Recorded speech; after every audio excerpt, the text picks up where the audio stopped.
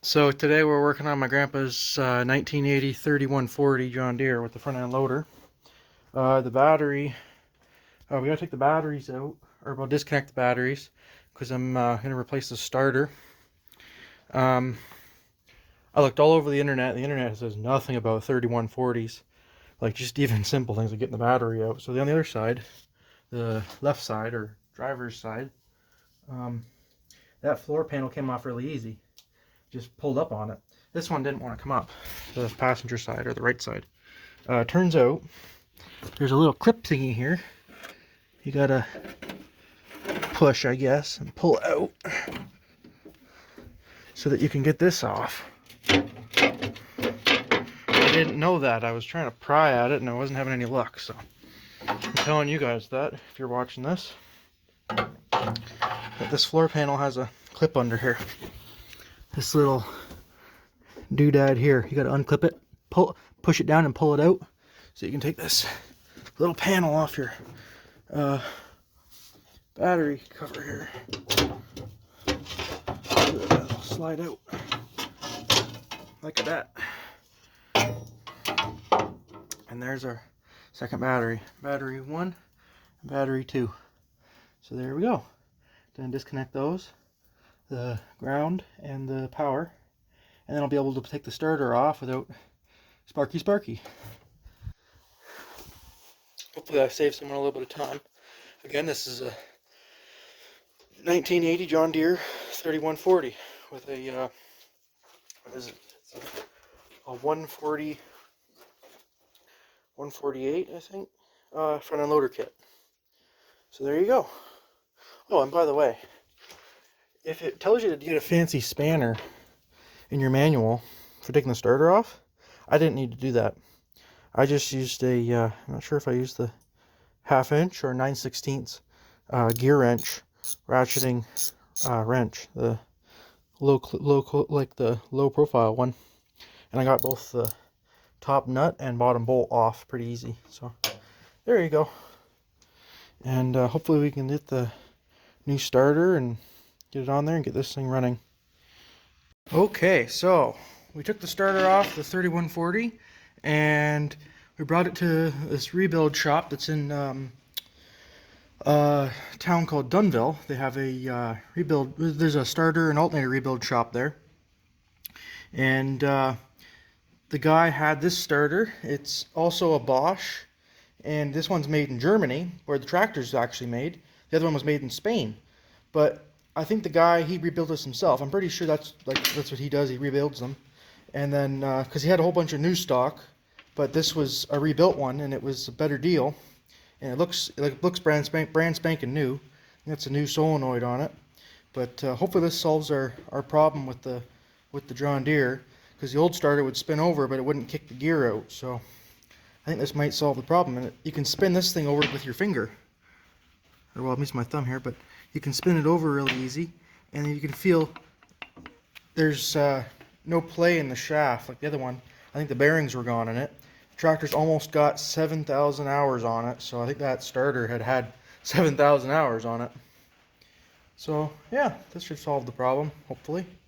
I'll get it lined up and put it back together.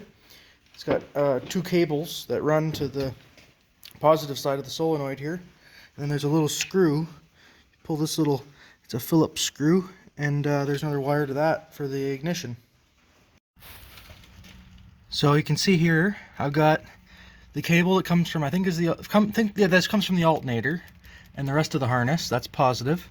And then this wire, this cable here, comes from the battery, positive, and they come out on this one stud, and this little wire here goes right on there. There's a little screw that holds that in there, and that's your ignition. So this little wire tells the solenoid when to turn. So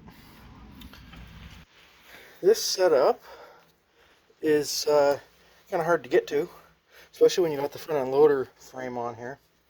So the top nut on this 3140, it has a stud at the top, and then it has a tapped hole in the bottom for a bolt at the bottom, and then this has a stud at the top.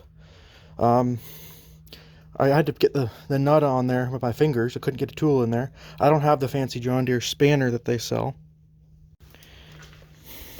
But the fancy John Deere spanner, if you do have one, they look like they're make this job a little easier. But I just use my fingers, and I believe it's a 9/16 size nut, and same with the bolt head, 9/16. And I've just got this gear wrench, ratcheting wrench. That's how I got it off, and that's how I'm gonna put it back on. It worked out pretty good. And then if I can't get it back on with just the ratcheting wrench, I put my finger on the nut or the bolt, and then continue to use the ratcheting one. So I use my finger as some resistance, so that there's no, so that the nut and bolt don't spin backwards to loosen by the back drag of the ratchet mechanism. So anyway, I pulled the batteries out because both of them are rated for 100 and, or no, sorry, they're both rated for 850 cold cranking amp, but they were down around 700 cold cranking amp each. So that's not good. So I brought them inside to charge up and warm up and charge up. It's still only about 5 degrees here, 5 degrees positive Celsius.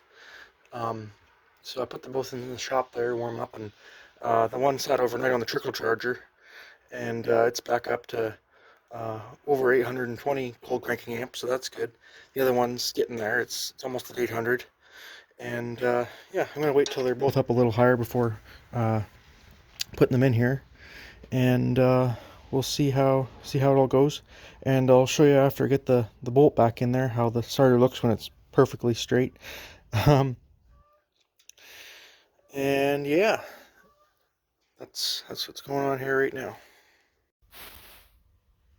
So the 3140 has two of these new John Deere batteries in them.